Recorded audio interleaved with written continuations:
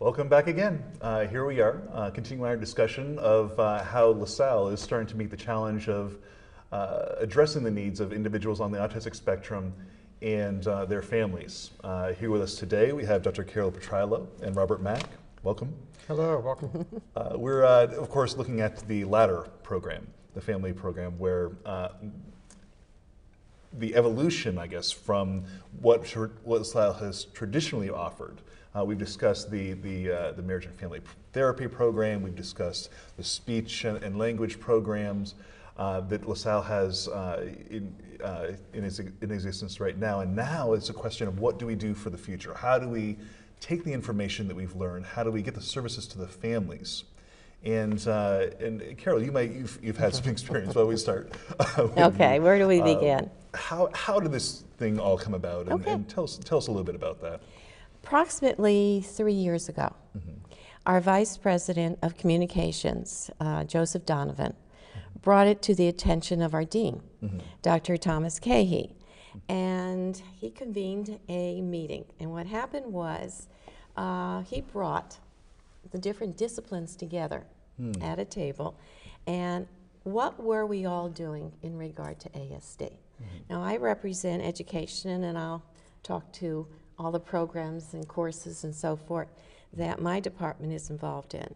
But then marriage family therapy involved, speech language pathology, social work, pastoral counseling, and I think I'm forgetting one in regard to that, but it'll come back to me. Okay. That's a lot right there. But what was happening is that, psychology. What was happening is that we were all involved, but doing our own thing. And the point is the integration, the interdisciplinary approach. And that's what LaSalle is about. And that was actually the birth of the latter initiative. And across campus now, we meet regularly, and we share our responsibilities, our research as clinicians. However we're approaching it, the focus is family. It'll always be family. So each of the disciplines are directly or indirectly involved with families. Well, it's interesting. In so many universities, you have large institutions with departments that don't necessarily speak or even say hello to each other.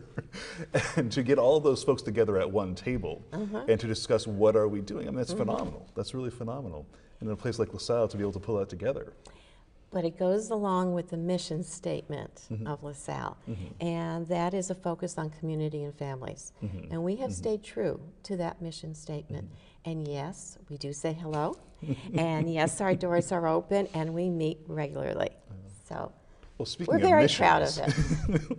Well, we have the overall mission of LaSalle. Now, how does that mission translate down? Maybe you could speak a little bit to the mission of the latter program itself, Bob. How does that play out? Well, the mission statement at the Latter Family Center, first of all, is intentionally direct, and also just as intentional, it drives, as it should, all of our programs. Okay. There are three major components to the mission. The first, family again. We're doing everything possible to enhance the quality of life for children, young adults, families who are dealing with autism, ASD, and other developmental disability issues as they progress through the process. Now, we're doing that, secondly, in terms of having and forming true partnerships. Very powerful, and to make sure that they're equitable relationships. All of that is based upon the fact that we're looking for and seeking doable, realistic solutions to whatever those issues and problems are, so that we can face them together. So it's not just the talk, you're really trying to walk the walk. We are walking the walk, hopefully, at all times. And we're tying in our youngsters, the LaSalle students, to make sure that they have an experience in learning what are best practices so that they indeed take it to the next generation, to the next step. That's part of it. So it sounds like the Latter Center is the place where all of this is intended to come together. We have all these different disciplines meeting at the table, finding ways to get the support to families, to get the resources out there. Absolutely. And also a breeding ground for some wonderful professionals working with the ASD community. That's part of the mission and part of the purpose. Okay. And then we develop programs in 3 basic areas around that. Okay. We're looking at educational programs. We're looking at clinical services. And we're looking at community outreach programs. Okay. In order to reach those goals. Okay. And some of the educational programs would be, examples might be looking at parent workshops, Okay. professional development, Absolutely. looking at technology and support such as that. In terms of the clinical services, you heard our colleagues speak about family therapy, speech, language, and hearing. We're also looking into art therapy and music therapy to see what programs can be involved there. Okay. Community outreach is key, and we're looking at what kinds of programs we can work with families to talk about transition, to talk about respite care, to talk about recreation and leisure type of programs, and to look into programs in the community and how parents can more readily access them with the easiest way possible. We're doing all of that. All of that is being done under the umbrella of our motto, which is one of my favorites, and that is we're looking at positive expectations, positive actions, and positive solutions for families. So it's exciting. Well, you had mentioned parent workshops and all the different areas that are going into these workshops. Where are these families coming from? What do they need when they come to the door?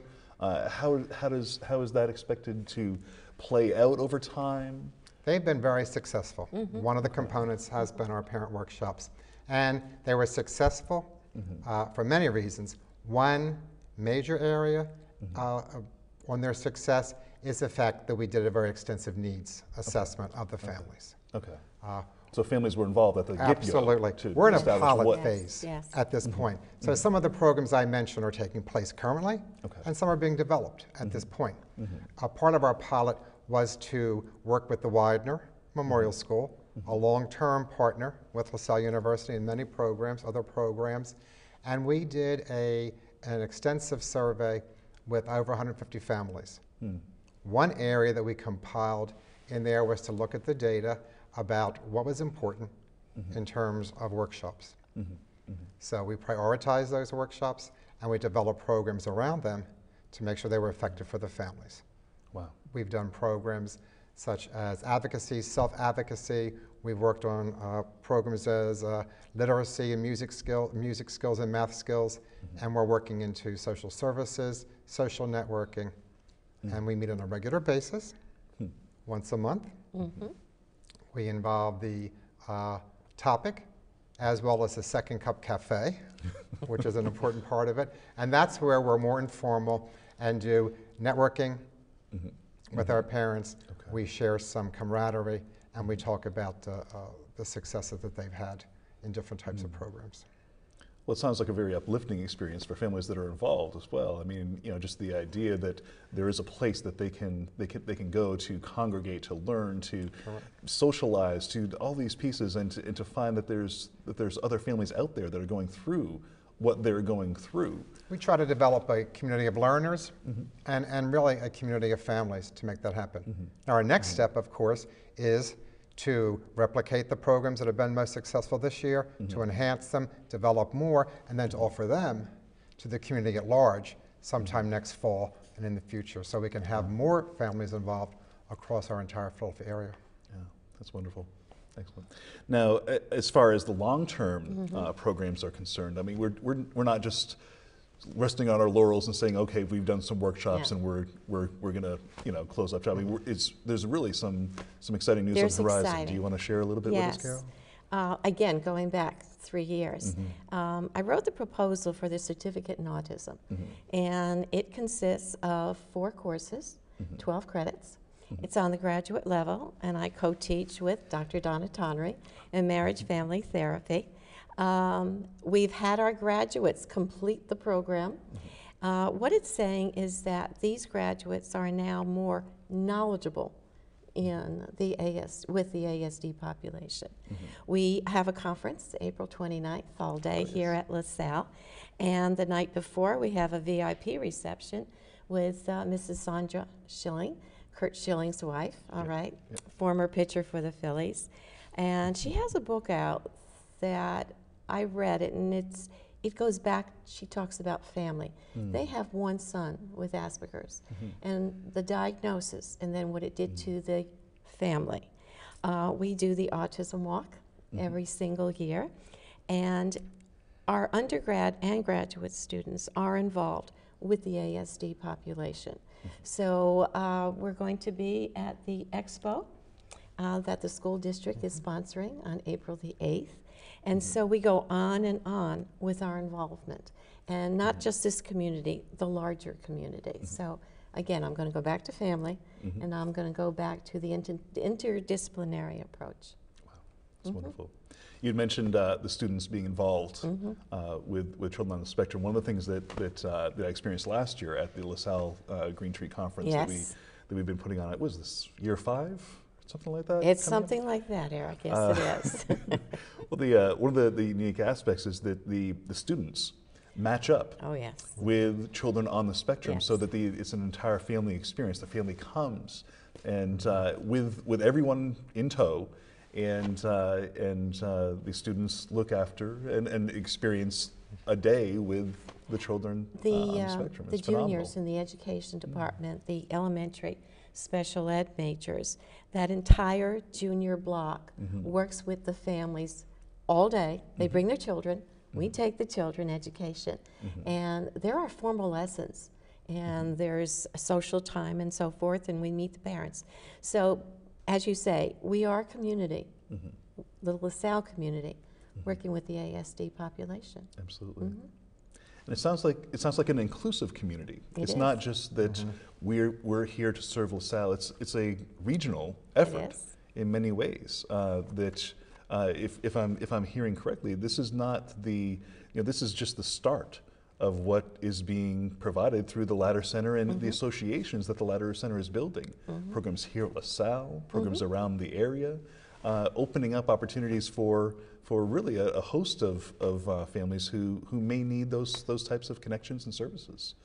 Are there any particular, as I have done, any particular families that you feel or that kind of speak to your heart? Any experiences that you've had that families could really use this kind of a service, or that could have been helped by this kind of a service? For this is my 16th year at LaSalle, and for all those years, I have directed a summer graduate program, an inclusion program, off campus for a month. And the parents come to me because, see, we talked about siblings, right? And we have a family of 3 children, and one is of special needs, whether it be developmental disability or on the spectrum. But then say there's 2 other neurotypical siblings, okay? You need to serve everyone. We serve everyone, and at dinner, whether it be the barbecue during the summer or whatever it is. But see, all the children can come in the family, and they said that's it. LaSalle has the only program that involves the entire family. I think that's wonderful. Well, I thank you both so much for being here today and Right. sharing your experiences with us. Thank and you. we'll be back in a few moments with our families.